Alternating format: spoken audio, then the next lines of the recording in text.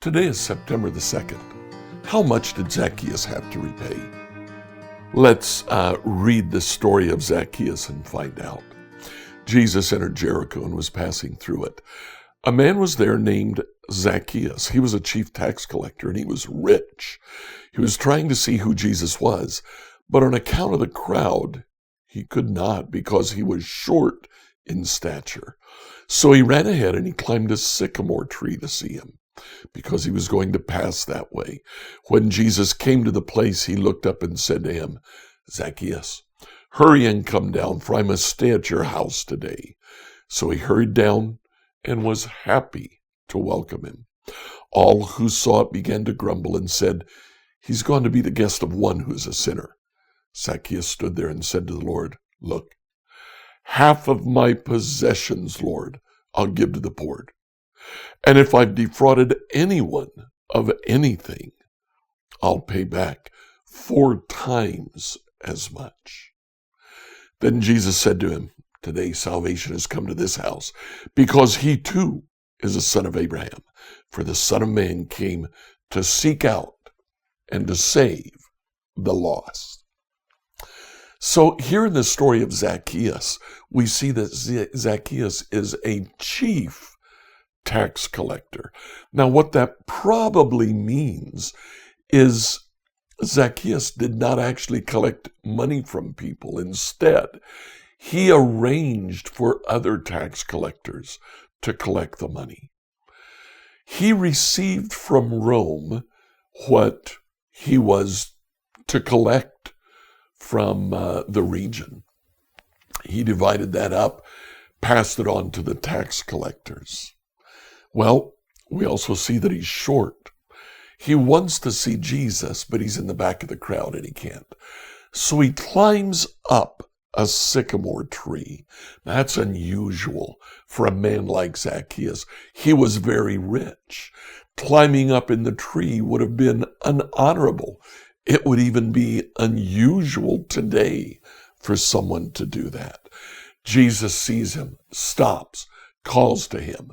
Jesus returns honor when he sees Zacchaeus dishonoring himself in order to see Jesus. Jesus says, "Zacchaeus, come on down.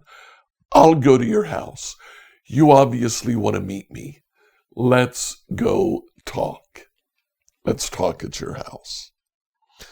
Zacchaeus then says, "Of all of my money, I'll give half to the poor. And if I have defrauded anyone, I'll repay it."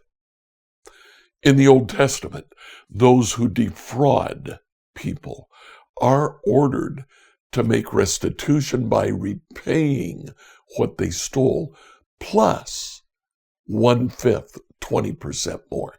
Let's read that in Numbers 5, 5-10. Numbers 5, verses 5 through 10, New Revised Standard Edition.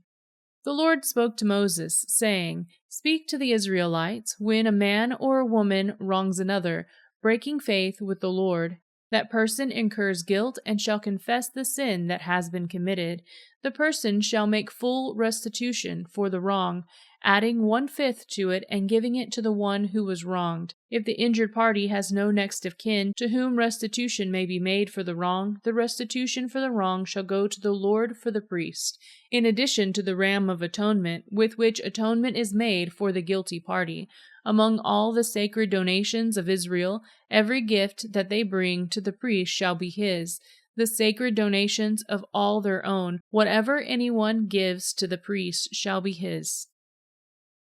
So Zacchaeus promises to repay 4 times, not 20%, if he had stolen from anyone. This is very similar to David. David, when Nathan approached him after David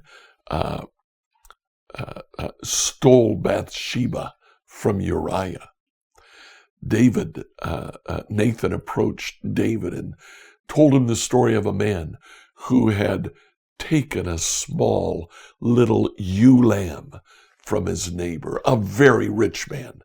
David said, "He'll repay 4 times the cost of that lamb. That's what Zacchaeus said too. I wonder if he wasn't thinking about 2 Samuel 12:6. But I really think what Zacchaeus was saying was, Lord, even though I'm perceived as a sinner, I have never defrauded anyone. If anyone can make a claim against me, I'll pay them back 4 times what they say I stole. Zacchaeus came to the Lord that day.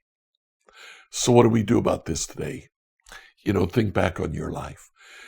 Do you need to make restitution to someone?